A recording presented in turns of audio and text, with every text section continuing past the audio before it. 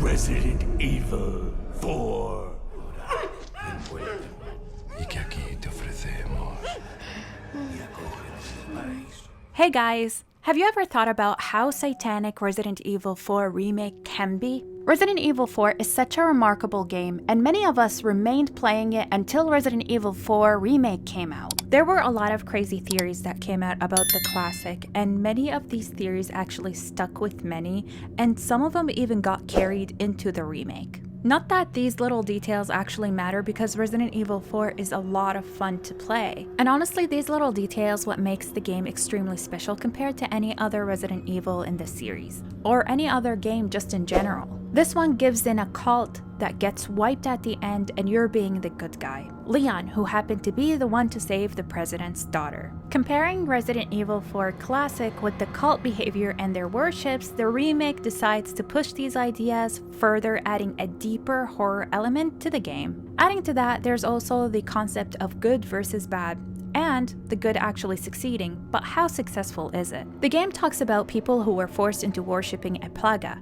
and the leader Sadler is interested in controlling the world after they were kicked out by the King Salazar and the plaga being sealed away under the castle. He waited for the perfect time, and his opportunity arrived when Ramon Salazar arrived. Shortly, he convinced Ramon Salazar into his play and the plaga was dug out again. And voluntarily, Jack Krauser decided to join the cult and kidnap Ashley Graham, and took her to Spain where the cult happened to be. Before I give you the facts, there's something important to know about Capcom. It is uncommon for the development team to actually visit real-world locations for inspiration and photo shoots. They actually use these photos and textures within the game. Members of Resident Evil 4 team was actually sent to Spain and the UK to take pictures and scout locations. And this resulted in the different sections we see in the game, which are the village, the island, and the castle. So this is why so many of us, when we look at this game, some will relate because of different experiences, and these connections are created. In the remake, it talks about Leon being pushed into working with the president and was gone through the training.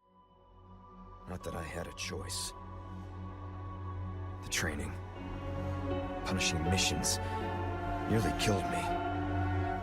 But at least I kept my mind off everything. If I could just forget what happened that night. The pain. Even for a second. This time, it can be different. He was required to meet a set of expectations, even though he realized that he could have died on some of those missions. This all occurred through the process of mind control and force. And mind control is actually quite realistic. There were many experiments that were done on humans. I have left you a lot of info in the description box below if you want to read about them. Additionally, mind control is a very large aspect of the game, whether it is coming from Leon being forced into becoming an agent of the government through the inhumane training that he had to deal with in the military, or is it Sadler trying to control the world through his cult? Believing into something will require a form of mind control, and yes, the brain is controlled and this thing does really exist. It comes into many different forms. These experiments were done to completely erase the human mind, where they would basically only respond to the leader when they used special words or beloved people so they could achieve a certain task. While Sadler is playing with everyone as a puppet to attack Leon and to try to erase him off of Earth. So the way that Sadler actually works is quite similar to the way mind controlling in reality was attempted. All of this has actually happened after 6 years, and I always wonder why 6 years after the raccoon incident. They could have picked a closer date, or maybe a date that is a little bit further down. Interestingly enough, the number 6 has always been associated with the devil or sins. Given the fact that this was the time and the practices that were going on in the game of black magic, further supports the idea of the cult that is happening.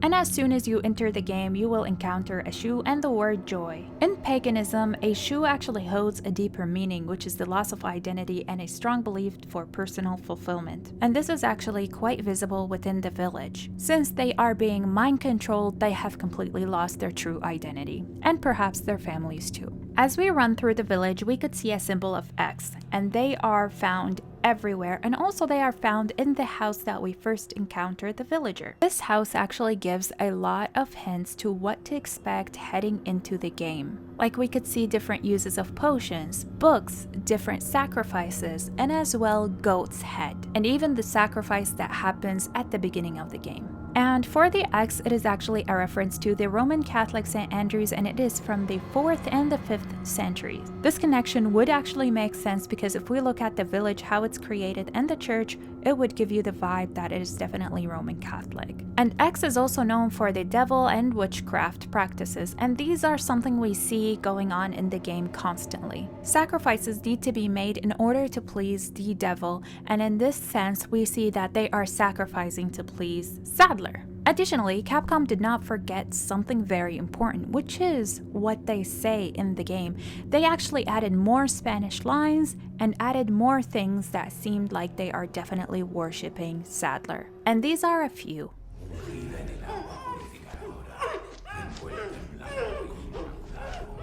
Y que aquí te ofrecemos, Señor, que la luz de tu gloria la ilumine hacia el paraíso. Acepta este cordero, arrastrado por la furia y el pecado, y acógenos en el paraíso y en tu seno.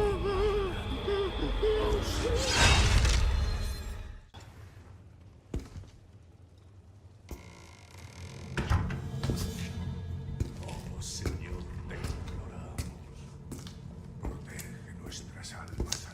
Sorry to barge in like this.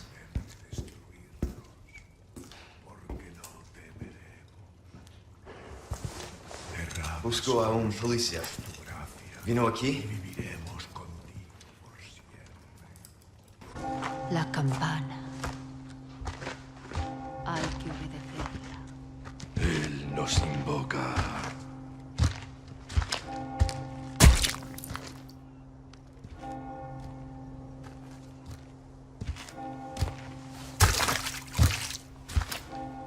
Tenemos que servir.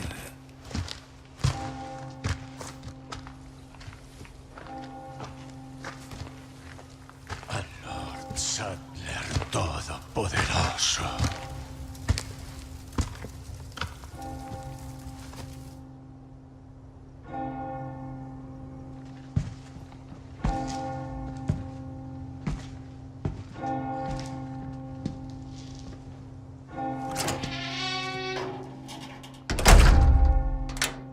Oh Señor, somos tu ganado. Oh Señor, somos tu martillo. Que los vivos reciban tu juicio. Que los muertos se consagren al Señor. And that is it. I hope that you guys enjoyed this video. Make sure to leave me a comment down below because I kind of want to know your opinion. And don't forget to hit the subscribe, like, and share, and I will see you soon. Bye-bye.